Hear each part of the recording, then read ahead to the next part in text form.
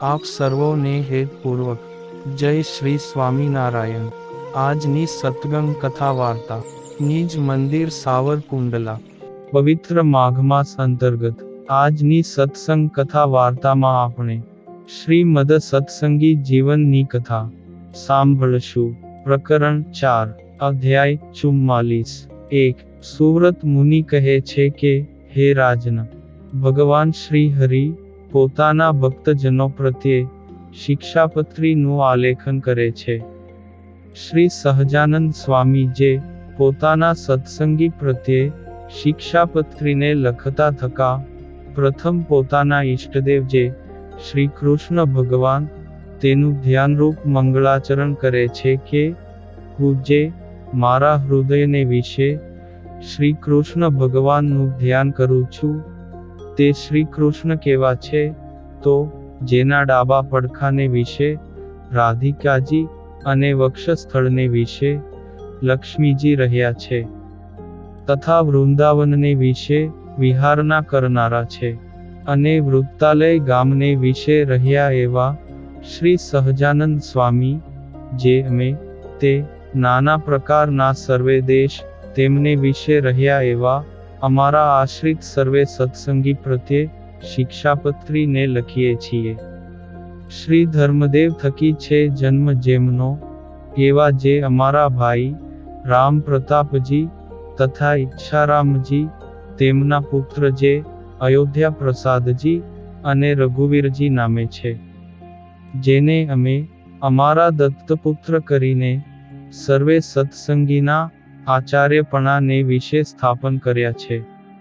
અમારા આશ્રિત એવા જે મુકુંદાનંદ આદિક નૈષ્ઠિક બ્રહ્મચારી મયારામ ભટ્ટ આદિક ગૃહસ્થ સત્સંગી સુવાસિની અને વિધવા એવી સર્વે બાઈઓ તથા મુક્તાનંદ આદિક સર્વે સાધુ એ સર્વે તેમણે પોતાના ધર્મની રક્ષાના કરનારા ને શાસ્ત્રને વિશે પ્રમાણરૂપ તથા શ્રી મન્નારાયણની સ્મૃતિએ સહિત એવા જે અમારા રૂડા આશીર્વાદ તે વાંચવા અને આ શિક્ષાપત્રી લખ્યાનું જે કારણ તે સર્વેએ એકાગ્ર મને કરીને ધારવું, અને આ શિક્ષાપત્રી જે અમે લખી છે તે સર્વેના જીવને હિતની કરનારી છે।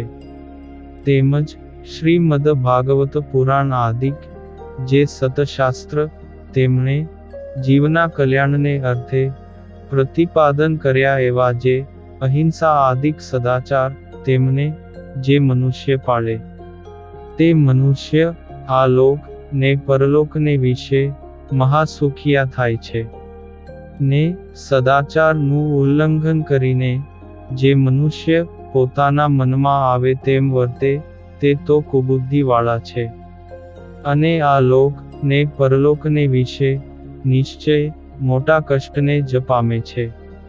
તે માટે અમારા શિષ્ય એવા જે તમે સર્વે તેમણે તો પ્રીતિએ કરીને આ શિક્ષાપત્રીને અનુસરીને જ નિરંતર સાવધાનપણે વર્તવું, પણ આ શિક્ષાપત્રીનું ઉલ્લંઘન કરીને વર્તવું નહીં। હવે તે વર્ત્યાની રીત કહીએ છીએ જે અમારા જે સત્સંગી તેમણે કોઈ જીવ પ્રાણી માત્રની હિંસા ન કરવી, અને જાણીને તો ઝીણા એવા જૂ માંકડ ચાંચડ આદિક જીવ તેમની પણ હિંસા ક્યારેય ન કરવી।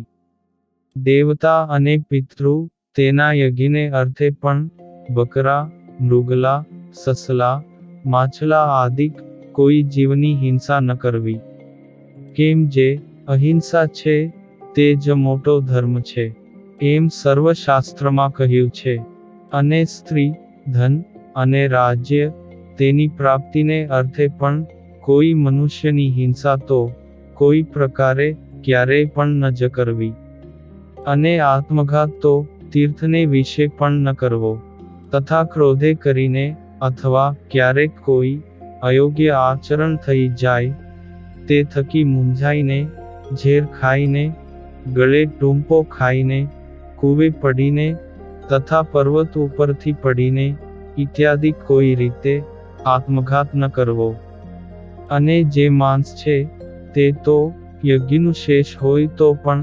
આપતકાળમાં ક્યારેય ન ખાવું. અને 3 પ્રકારની સુરા ને 11 પ્રકારનું મદ્ય તે દેવતાનું નૈવેદ્ય હોય તો પણ ન પીવું. ને ક્યારેક પોતાવતે કાનિક અયોગ્ય આચરણ થઈ ગયું હોય અથવા કોઈ બીજા વતે કોઈ અયોગ્ય આચરણ થઈ ગયું હોય તો શસ્ત્રાદિકે કરીને પોતાના અંગનું તથા બીજાના અંગનું છેદન ન કરવું. અથવા ક્રોધે કરીને પણ પોતાના અંગનું તથા બીજાના અંગનું છેદન ન કરવું. અને ધર્મ કરવાને અર્થે પણ અમારા સત્સંગી કોઈએ ચોરનું કર્મ ન કરવું. ધણિયાતું જે કાષ્ઠ પુષ્પ આદિક વસ્તુ તે તેના ધણીની આજ્ઞા વિના ન લેવું. અને અમારા આશ્રિત જે પુરુષ તથા સ્ત્રીઓ તેમણે વ્યભિચાર ન કરવો. જુગટુન આદિક જે વ્યસન તેનો ત્યાગ કરવો. ભાંગ મફર માજમ ગાંજો એ આદિક જે કેફ કરનારી વસ્તુ તે ખાવી કે પીવી પણ નહીં. અને જેના હાથનું રાંધેલ અન્ન તથા જેના પાત્રનું જળ તે ખપતું ન હોય તેણે રાંધેલ અન્ન તથા તેના પાત્રનું જળ તે શ્રી કૃષ્ણ ભગવાનની પ્રસાદી ચરણામૃતના મહાત્મ્ય કરીને પણ જગન્નાથપુરી વિના અન્ય સ્થાનકને વિશે ગ્રહણ ન કરવું. અને જગન્નાથપુરીને વિશે જગન્નાથજીનો પ્રસાદ લેવાય તેનો દોષ નહીં. પોતાના સ્વાર્થની સિદ્ધિને અર્થે પણ કોઈને વિશે મિથ્યા અપવાદ આરોપણ ન કરવો. અને કોઈને ગાળ તો ક્યારેય ન દેવી.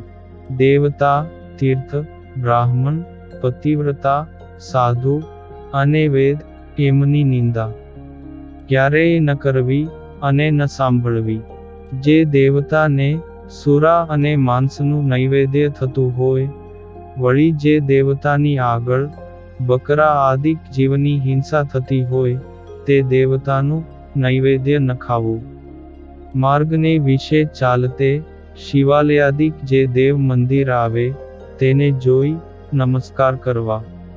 અને આદર થકી તે દેવનું દર્શન કરવું.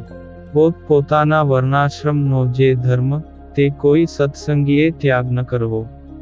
પર ધર્મનું પાખંડ ધર્મનું તથા કલ્પિત ધર્મનું આચરણ ન કરવું.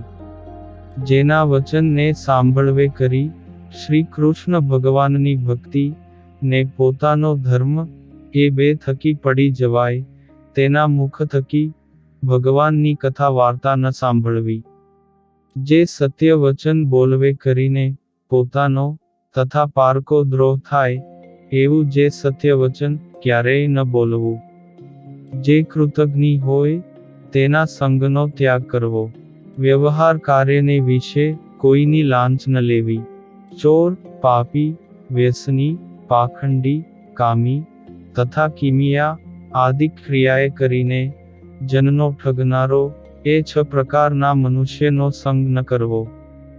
જે મનુષ્ય ભક્તિનું અથવા જ્ઞાનનું આલંબન કરીને સ્ત્રી દ્રવ્ય અને રસાસ્વાદ તેને વિશે અતિશય લોલુપ થકા પાપને વિશે પ્રવર્તતા હોય તે મનુષ્યનો સમાગમ ન કરવો.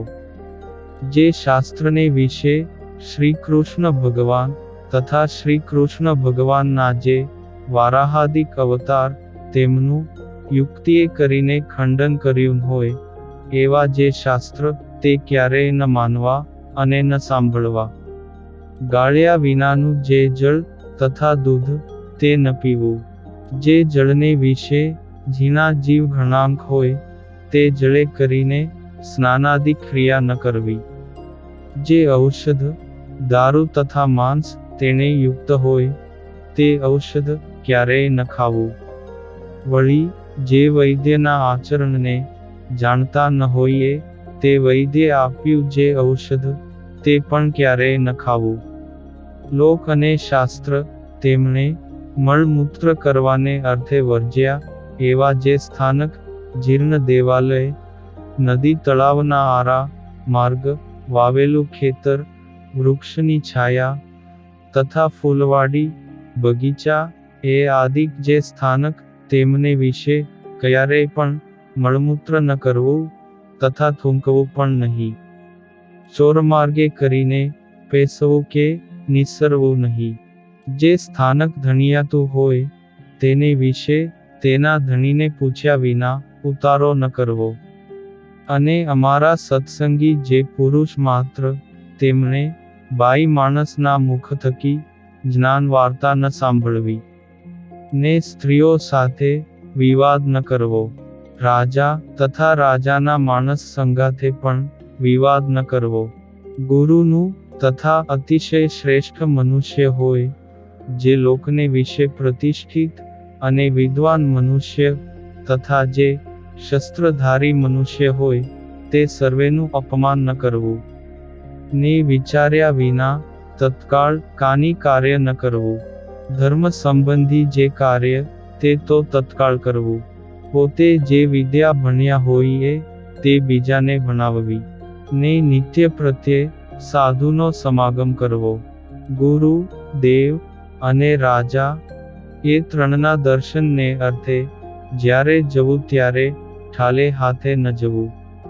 કોઈનો વિશ્વાસઘાત ન કરવો. પોતાને મુખે કરીને પોતાના વખાણ ન કરવા. જે વસ્ત્ર પહેરે થકે પણ પોતાના અંગ દેખાય તેવું જે ભૂંડું વસ્ત્ર તે અમારા સત્સંગી તેમને ન પહેરવું. શ્રી કૃષ્ણ ભગવાનની જે ભક્તિ તે ધર્મે રહિત એવી કોઈ પ્રકારે ન કરવી. અજ્ઞાની એવા જે મનુષ્ય તેમની નિંદાના ભય થકી શ્રી કૃષ્ણ ભગવાનની સેવાનો ત્યાગ કરવો જ નહીં. ઉત્સવના દિવસને વિશે તથા નિત્ય પ્રત્યે શ્રી કૃષ્ણ ભગવાનના મંદિરમાં આવ્યા એવા જે સત્સંગી પુરુષ તેમણે તે મંદિરને વિશે સ્ત્રીઓનો સ્પર્શ તથા સ્ત્રીઓ તેમણે પુરુષનો સ્પર્શ ન કરવો અને મંદિરમાંથી નિસર્યા પછી પોતપોતાની રીતે વર્તવું. ધર્મવંશી ગુરુ થકી શ્રી કૃષ્ણની દીક્ષાને પામ્યા એવા જે બ્રાહ્મણ, ક્ષત્રિય અને વૈશ્ય એ ત્રણ વર્ણના અમારા સત્સંગી તેમણે કંઠને વિશે તુલસીની બેવડી માળા નિત્ય ધારવી. લલાટ, હૃદય અને બે હાથ એ ચારે ઠેકાણે ઉર્ધ્વપુંડ્ર તિલક કરવું. ને તે તિલક ગોપીચંદને કરીને કરવું. અથવા ભગવાનની પૂજા કરતા બાકી રહ્યું અને કેસર કુમકુમાદિકે યુક્ત એવું જે પ્રસાદી ચંદન તેણે કરીને કરવું. તે તિલકના મધ્યને વિશે જ ગોળ એવો જે ચાંદલો તે ગોપીચંદને કરીને અથવા રાધિકાજી અને લક્ષ્મીજીનું પ્રસાદી એવું કુમકુમ તેણે કરીને કરવો. અને હવે પછીની કથા વાર્તા આપણે આગળના ભાગમાં સાંભળશું. અત્યારે આપ સર્વોને ભાવથી જય શ્રી સ્વામિનારાયણ.